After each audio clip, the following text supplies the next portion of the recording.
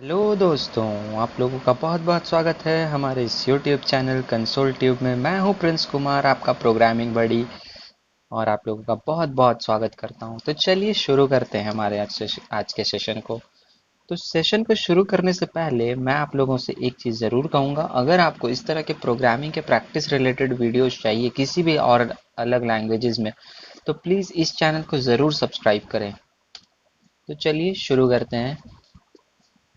Things you should know before starting the program। इस programme को चालू करने से पहले मैं आप लोगों को बता दूं कि अगर आपको इनमें से कुछ चीज़ें आती हैं तो ये प्रोग्राम आप और अच्छे तरीके से समझ सकते हैं। जैसे कि आपको आइडिया होना चाहिए हेडर फाइल्स का, CLR, SCR, getch, printf, scanf, variables, data types, operators, if else statement का। क्योंकि आप लोग प्रोग्रामर हैं और इतने आगे तक आए हैं तो इसका मतलब ये है कि आपको इन सब के बारे में पता होगा ही, लेकिन फिर भी बता देता हूँ। हेडर फाइल्स हम लोग इस प्रोग्राम में यूज़ करेंगे दो हेडर्स फाइल का, conio.h और stdio.h। CLR SCR ये फंक्शन हमारा यूज़ होता है स्क्रीन को क्लियर करने के लिए। getch आउटपुट स्क्रीन को होल्ड करने के लिए। printf फंक्शन का यूज़ करते हैं हम लोग कुछ भी प्रिंट करवाने के लिए स्क्रीन पे, और scanf फंक्शन का यूज़ करते हैं यूज़र से इनपुट लेने के लिए। आपको वेरिएबल्स का यूज़ पता होना चाहिए, डेटा टाइप्स का यूज़ पता होना चाहिए, और ऑपरेटर्स जो हैं हमारे उनके बारे में पता होना चाहिए आपको। हम लोग इस प्रोग्राम में यूज़ करेंगे जिस ऑपरेटर का, उस ऑपरेटर का नाम होगा मॉड। पाइप ऑपरेटर जिसको और ऑपरेटर भी कहते हैं, और एंड ऑपरेटर्स का, और इफ एल्स स्टेटमेंट के बारे में भी आप थोड़ा बहुत पता होना चाहिए। ये इफ एल्स स्टेटमेंट का एक छोटा सा जनरल फॉर्म है। इफ उसके बाद कंडीशन होता है, अगर ये कंडीशन ट्रू हुआ तो स्टेटमेंट जो हम लिखेंगे वो एग्जीक्यूट होगा, और अगर नहीं, ये अगर फॉल्स हो जाता है कंडीशन हमारा, तो ये एल्स पार्ट में आकर के और इसका स्टेटमेंट को प्रिंट कर देता है, या फिर जो भी वहाँ होगा लॉजिक वो उसे अप्लाई करता है। उसके बाद है प्रोग्राम्स लॉजिक। तो हमारा प्रोग्राम का लॉजिक क्या होने वाला है। देखिए पहले तो लीप ईयर क्या होता है। लीप ईयर वैसा ईयर होता है जो कि 4 साल में एक बार आता है, और लीप ईयर फाइंड करने के लिए वैसा नंबर लीप ईयर होता है जो कि 400 से डिविजिबल हो और 4 से भी पूरी तरीके से डिविजिबल हो, यानी कि उसका रिमाइंडर 0 आ जाना चाहिए इन दोनों से डिविजिबल होने के बाद। लेकिन वो 100 से डिविजिबल अगर होगा तो इसका मतलब वो लीप ईयर नहीं है, यानी कि उसे 100 से डिविजिबल नहीं होना चाहिए। तो इसका जो सिंटैक्टिकल एक्सप्रेशन होगा वो इस तरीके से होगा कुछ।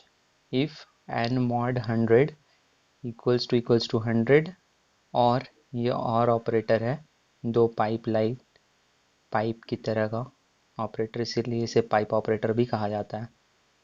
और ये फिर मॉड का है, परसेंट का जो सिंबल होता है वो मॉड ऑपरेटर कहलाता है। डबल इक्वल्स टू हमने इसलिए दिया है क्योंकि डबल इक्वल टू का मतलब होता है कि वो फुल्ली इक्वल होना चाहिए, ये इक्वालिटी का साइन है, और जो सिंगल इक्वल होता है उसे असाइनमेंट ऑपरेटर कहते हैं। लेकिन यहाँ पे हमने एक ही दिया है क्योंकि इसके आगे एक नॉट लगा हुआ है। इस ऑपरेटर का मतलब साइन ऑफ एक्सक्लामेशन जो है उसका मतलब यहाँ पे होता है नॉट ऑपरेटर कहते हैं उसको। अगर ये कंडीशन ट्रू होता है तो वो लीप ईयर होगा, और नहीं तो लीप ईयर नहीं होगा। तो चलिए चलते हैं हमारे टर्बोसिड्रॉइड आईडी पे। हमने कुछ काम पहले से करके रख लिया है, तो चलिए आगे का काम शुरू करते हैं। पहले हमें एक वेरिएबल चाहिए, हमने इसे नाम दे दिया ईयर। उसके बाद हम क्या करेंगे, प्रिंट करवाएंगे स्क्रीन पे कि यूज़र, ताकि यूज़र को समझ में आ सके कि उसे करना क्या है। तो इसके लिए हम लिखेंगे enter the year you want to check.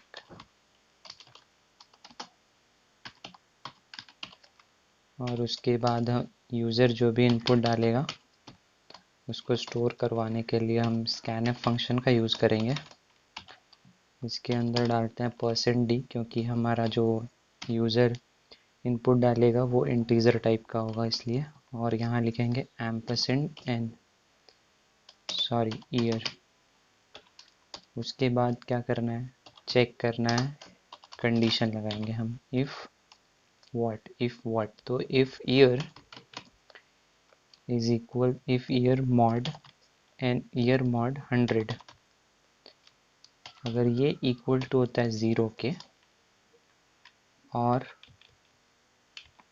हमें एक चीज़ और चेक करना है, तो यहाँ पे हम लगाएंगे और, यानी कि ये पाइप सिंबल और ऑपरेटर जो है हमारा, और उसके अंदर लिखेंगे कि ईयर मॉड,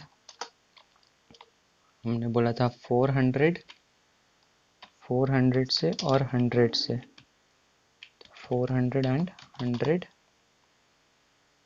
से नहीं होना चाहिए, तो 100 से नहीं, 404 से हम इफ कंडीशन लगाएंगे, और वहाँ देखेंगे कि ईयर जो होगा वो पहला तो होगा कि मॉड 400, यानी कि 400 से पूरी तरीके से डिविजिबल होना चाहिए। दूसरा चीज़ ये देखेंगे कि वो 400 से भी डिविजिबल, 4 से भी पूरी तरीके से डिविजिबल होना चाहिए। और यहाँ पे हम अब लगाएंगे एंड ऑपरेटर में क्या लिखेंगे कि ईयर जो होगा वो जब डिवाइड होगा 100 से, तो वो 0 के इक्वल नहीं होना चाहिए, not equal to zero, not equal to zero, not equal to zero, तो वो हमारा हो जाएगा लीप ईयर। तो लीप ईयर के लिए लिखेंगे हम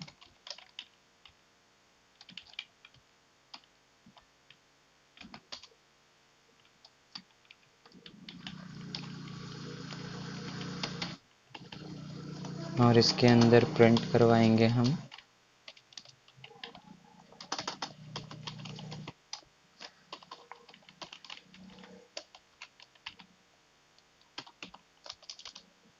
ईयर का, लिख देंगे नाम, जो भी यूज़र ईयर डालेगा, इज अ लीप ईयर। यहाँ पे हम लिखेंगे ईयर। ईयर लिखने से क्या होगा कि ये %d जहाँ पे है हमारा, उसके जगह पे हमारा वो ईयर प्रिंट होगा जो यूज़र ने डाला होगा, इज अ ईयर। उसके बाद हम नीचे आकर के एल्स पार्ट में लिखेंगे एल्स